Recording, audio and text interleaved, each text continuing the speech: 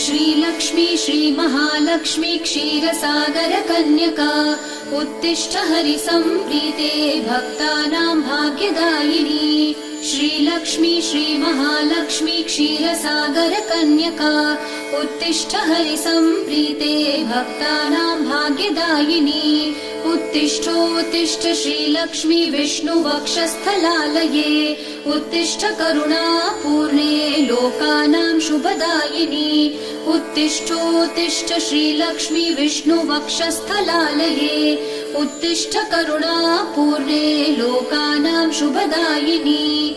श्रीपद्ममध्यवसिते वरपद्मनेत्रे श्रीपद्महस्तचिरपूजित पद्मपादे श्रीपद्मजात जननी शुभपद्मवक्त्रे श्रीलक्ष्मी भक्तवरदे तव सुप्रभातम्।